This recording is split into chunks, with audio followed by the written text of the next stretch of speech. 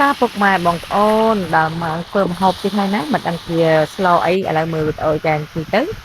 ដឹងតែបងប្អូនចេះធ្វើញ៉ាំគ្រប់គ្នាតែម្ដងគាត់តែឃើញក្បាលវីដេអូក៏តំណងដែរបងប្អូនតាឥឡូវមកសាកផ្សំគ្រឿងធ្វើទាំងអស់គ្នាណាជាដំបូងឡើងនេះខ្ញុំក៏មានគ្រឿងមានសក្រីរំដេងប្រហុកនិងខ្ជាយតបមកក៏ម្ទេសនេះយើងក៏ចាំរួចជាស្រេចដាក់ចូលគ្នាតែម្ដងអត់បានថតពីដើមទេអញ្ចឹងក៏មានសណ្តែកដីដែរអញ្ចឹងយើងដាក់ចូលក្នុងមកបងប្អូនណាគឺគ្រឿងរបស់យើងគឺរសជាតិនេះมันអាចបំភ្លេចបានទេអញ្ចឹងហើយត្រីរបស់យើងគឺធំមែនតែនថ្ងៃនេះគឺ1គីឡូ8ខាំណាបងប្អូនឃើញប៉ុណ្ណឹងតែយ៉ាងទីថតខ្ពស់ទៅមើលឃើញតិចអញ្ចឹងត្រីនេះដែរគឺគ្រាន់តែធ្វើការវះពោកាត់ក្បាលយកស្កៃចេញទេអត់យកស្កាចេញទេបងប្អូនណាគឺត្រីធំគឺទុកទាំងស្កាតែម្ដងចឹងប្លែកជាងមុនហើយបងប្អូនបាននិយាយថាប្លែកគឺធ្លាប់តែយើងត្រីរាល់ដងយើងធ្លាប់តែធ្វើសកាតែម្ដងនេះគឺហូបទាំងសកាតែម្ដងអញ្ចឹងត្រីធំភាគច្រើនគេអត់ត្រូវយកសកាចេញទេប៉ុន្តែគាត់ថាពេលយើងអត់ធ្វើសកាចេញវារៀងពិបាកហាន់ពិបាកកាប់អញ្ចឹងបងប្អូនវាស្វិតស្អិតកបិតបន្តិចអញ្ចឹងតែអត់បញ្ហាទេដើម្បីដល់ពេលដែលយើងស្លឆ្អិនទៅសកាវាទន់ហើយអញ្ចឹងត្រីធំដូចគេថាត្រីកឡង់ព្រួលឆ្ងាញ់ស្រកាអញ្ចឹងអានេះมันឆ្ងាញ់ទាំងស្រកាឆ្ងាញ់ទាំងសាច់ទាំងស្រកាឥឡូវធ្វើការកាត់ដុំត្រាំទឹកលាងតែម្ដងបងប្អូនណាគឺមិញជាលាងម្សាទៅហើយអញ្ចឹងគឺថតកាត់ដែរអញ្ចឹងអត់ថតស្ប្រាយទាំងអស់ទេចាចឹងគាត់ណាថតត្រួសឲ្យបងប្អូនងាយយល់ដែរព្រោះឃើញគ្រឿងអស់ហើយអញ្ចឹងថតតែដើមគ្រឿងរៀបរាប់បន្ទាប់មកក៏យើងលាងត្រីពី3ទឹកឲ្យស្អាតមកត្រីនេះគឺចង់និយាយថាធំមែនតែនតែម្ដងត្រីទលេបងប្អូនមិនមែនត្រីចិញ្ចឹមទេណា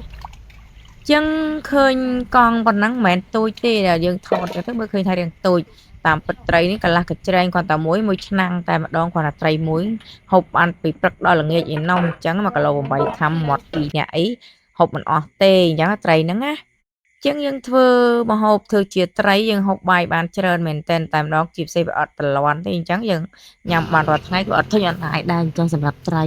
មិនដូចយើងហូបសាច់ឆាប់ណាយឆាប់ធុញទ្រាន់ទេហូបបាយបានតិចតែនេះហូបបាយបានច្រើនឥឡូវគ្រឿងរបស់យើងនេះវិញបងប្អូនក៏មានទឹកខ្ទិះដូងដាក់មួយកំប៉ុងដែរយើងអត់មានខ្ទិះដូងយើងកាប់ខ្លួនឯងទេអញ្ចឹងណាហើយក៏មានស្ករប៊ីចេងនៅក្នុងនឹងដែរយើងដាក់ហើយតែម្ដងយកមកគ្រឿងឲ្យចូលជាតិអញ្ចឹងមកអញ្ចឹងស្វល់គ្រឿងអស់ហើយដាក់អំបិលអីទីកន្លែងនេះដែរបងប្អូនដាក់ត្រីមុនក៏បានដាក់បន្លែមុនក៏បានណាតាមចំណងចំណូលបងប្អូនខុសគ្នាអញ្ចឹងបើតាមខ្ញុំអ្នកដាក់នេះគឺខ្ញុំដាក់បន្លែមុនអញ្ចឹង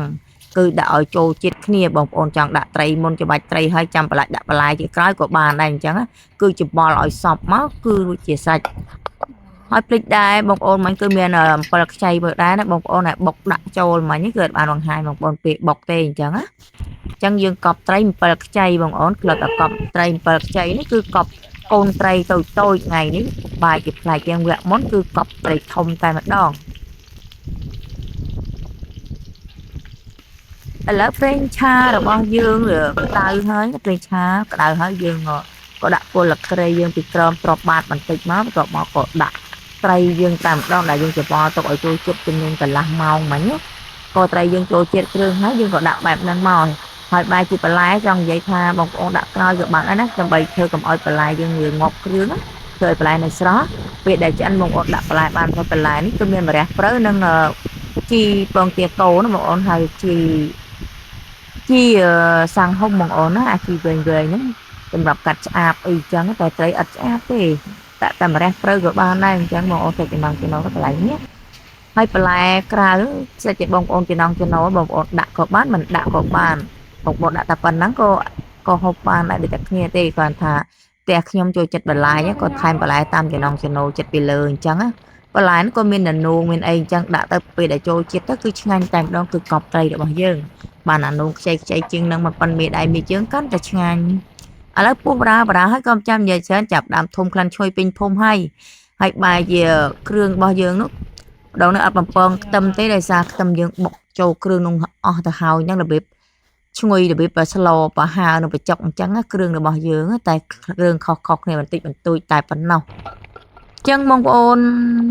ពិបាករកមុខម្ហូបបងប្អូនអាចមើលវីដេអូនេះបានបងប្អូននឹងធ្វើសាកលើមើល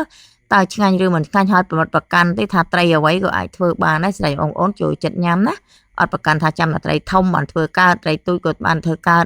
តាមពិតត្រីអីក៏ធ្វើកើតដែរស្រាប់តែបងប្អូនចូលចិត្តតែចង់ញ៉ាំត្រីអីធ្វើត្រីនឹងទៅណាជាងរសជាតិញ៉ាំទៅវាមិនខុសពីរបៀបប្រក្រាក់ត្រីប្រាទេណាគាត់តែឃើញយើងធ្វើអញ្ចឹងរបៀបក្រាក់ត្រីប្រាពួកយើងដាក់ម្ជូរដាក់អីអញ្ចឹងប៉ុន្តែក្លិនខុសគ្នាបន្តិចបន្តួចដោយសារយើងដាក់ប្រភេទជាខ្ជាយបងប្អូនណាគឺខ្ជាយយើងបុក 4-5 មើមដូចស្លប្រហើនំបញ្ចុកអញ្ចឹងដែរអញ្ចឹងក្លិនវាមានប្រហើមានរំដេងមានលឹកក្រូចអីចឹងមកឈ្ងុយខ្នុកតែម្ដងអញ្ចឹងបងប្អូនបើគិតថាពេញចិត្តវីដេអូនេះនឹងជួយ like និង share ជាពិសេសដាក់មេដៃហើយ comment ល្អៗឲ្យនាងខ្ញុំម្នាក់មួយផងណាដើម្បីទទួលបានវីដេអូថ្មីៗបន្តទៀតណាជាពិសេសចែកទេរៀបរាប់វីដេអូថ្មីចែកជូនបងប្អូនជារៀងរាល់សប្តាហ៍តែម្ដងណាបងប្អូនហើយបងប្អូនខ្ញុំជឿថាម្ហូបមុខនេះបងប្អូនមិនសូវ